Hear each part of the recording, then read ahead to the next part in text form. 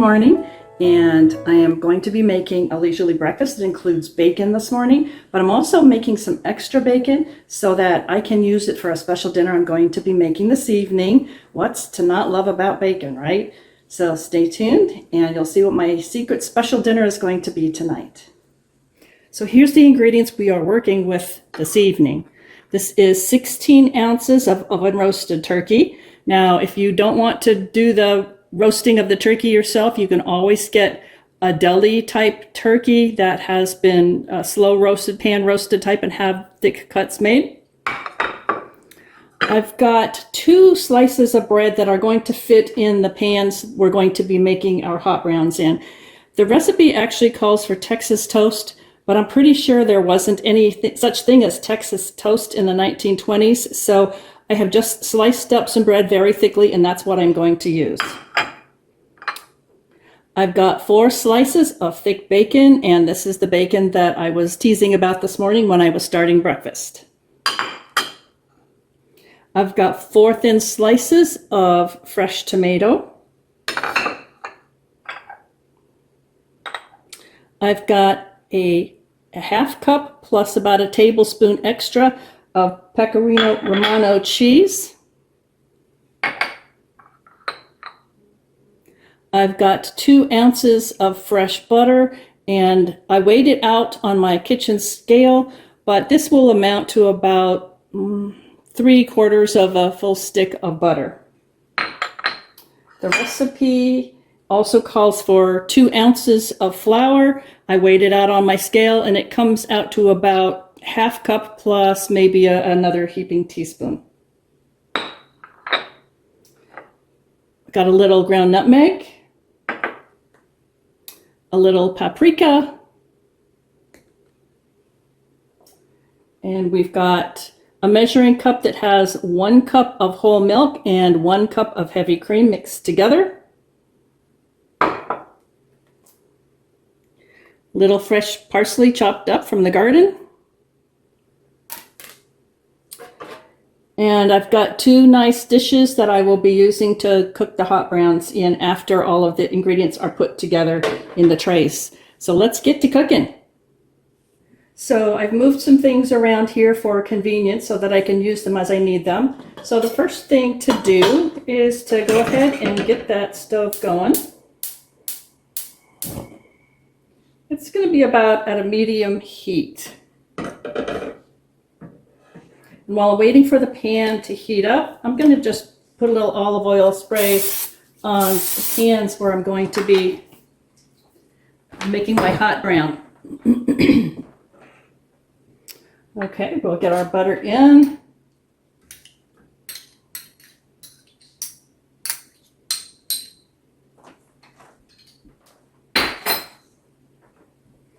And we're going to need a spoon to stir it, of course.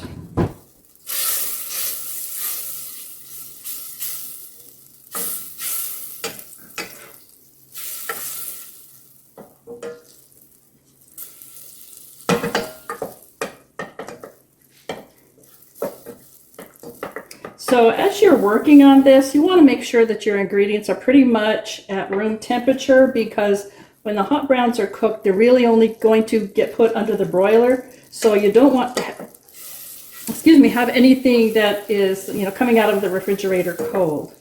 So our butter is well melted, so we're going to be putting in the flour. And again, it was 2 ounces on the recipe from the Brown Hotel, but I measured it out after weighing it, and it does come to about a half cup plus about a teaspoon. So we're mixing the butter and the flour together, and we're just going to let this brown a little bit. You want to bake the flavor of the flour out and just have the thickening. Nobody likes a sauce that tastes like uncooked flour.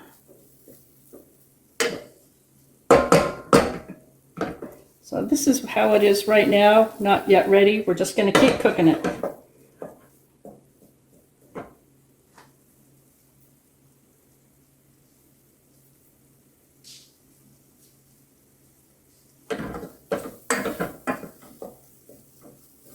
So the Brown Hotel serves probably 200 or so of these hot browns every single day, even in the summertime when it's 103 degrees out. People love this. I've had it many, many times. I've been to the Brown Hotel many times. It's really a very beautiful old hotel with a lot of the qualities that you expect to be in a famous old hotel.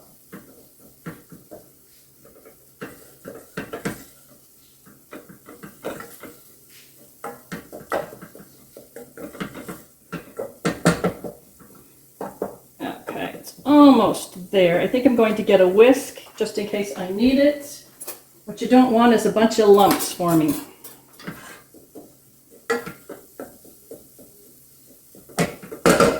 So it's starting to smell like it's browning. So this is how it's looking now. I'm going to go ahead and start pouring in the cream and milk mixture.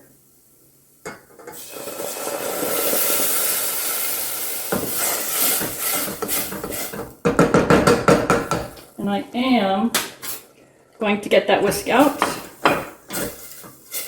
just to prevent lumps.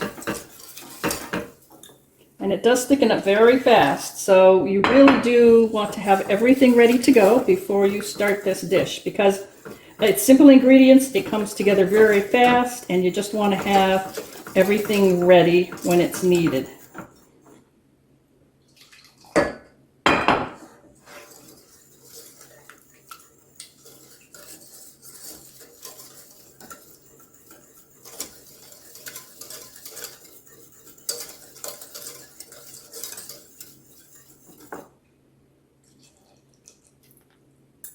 Okay, that is thickening up very quickly.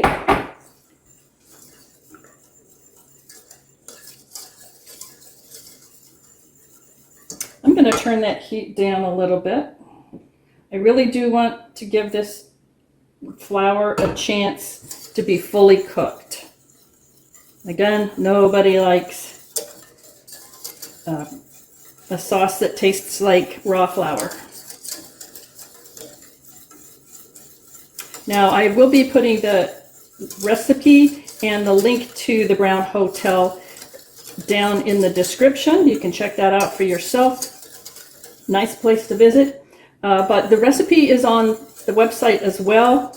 And it also calls for Parmesan cheese in the ingredient list, but nowhere in the instructions does it say what to do with the Parmesan, so I left it out. We do have a little bit of extra pecorino romano that can go onto the two dishes after it's all done.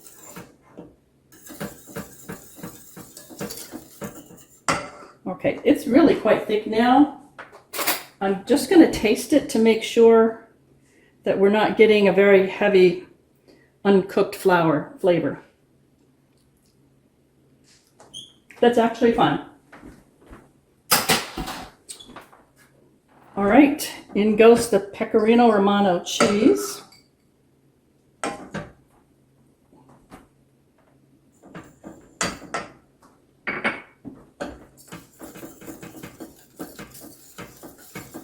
And this is called a Mornay sauce.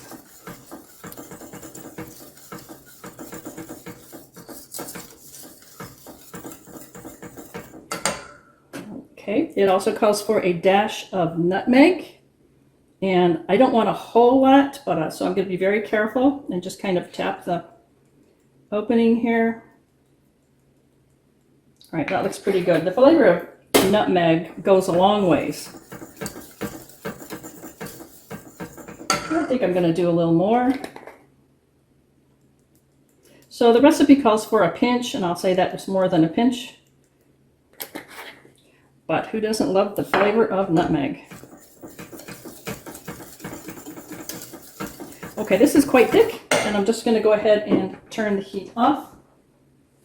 And let's give this Mornay sauce a taste again.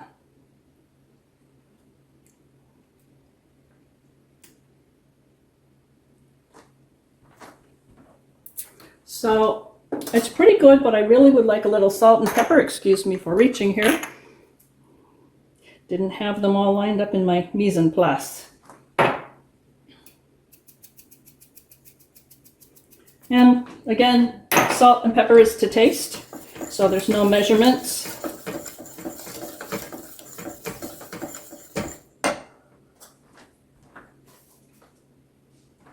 Again, clean spoon, give it a taste. Okay, that's pretty good. And that's all the cooking there is. How simple is that, right? So I already checked to see that my bread is a nice fit in the little plates. And these are large pieces of turkey, really.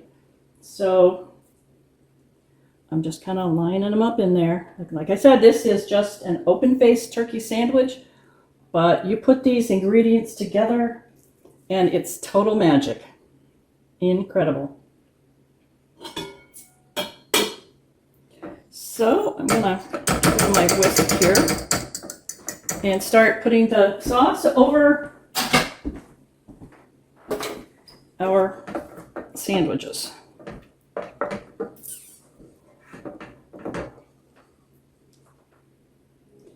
And you pretty much want to cover each one.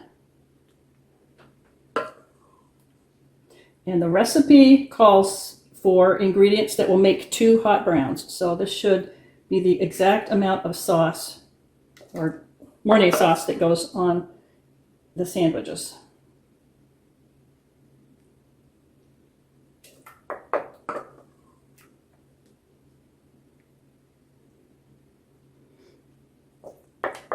These are so very delicious.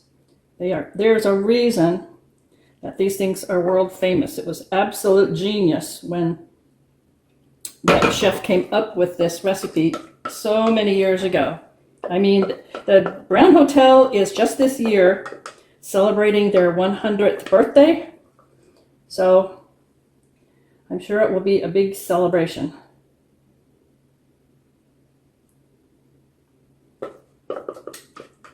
Just a little more. I hate to waste any of that great sauce.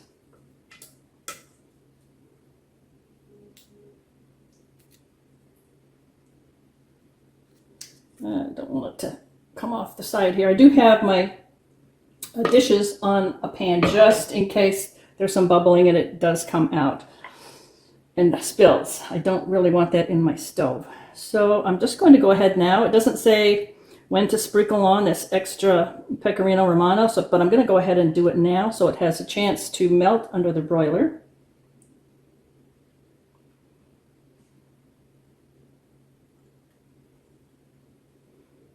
I live a great distance away from the Brown Hotel now, so I did used to live in the Louisville, Kentucky area, and so I can't just go out and have this for dinner anymore. So living in northern Michigan, I got to make it myself. All right, at this point, the dishes go under the broiler until it starts to brown, and I will come back when that is done, and you can see the finished product.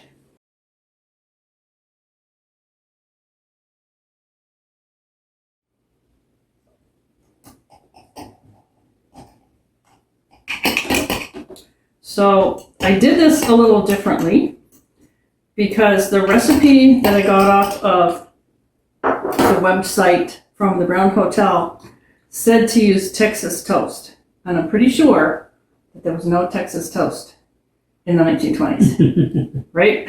Mm-hmm. So I just used a piece of the bread that we had here, and I just cut it thick and laid it down here. Mm. Oh my. But hot. Oh. Hot it is, but wow. I have to tell you, I have had this. I've had this dish at the Brown Hotel, their signature dish, more than once. Good stuff, right? Yeah. It's very hot. And I have to tell you, this is better than what I had at the Brown Hotel. It is. Seriously, this is better than what the Brown Hotel serves. Right. I don't know what you did, but maybe it's the company. So Did you know that Bobby Flay did, in 2007, Bobby Flay did a throwdown?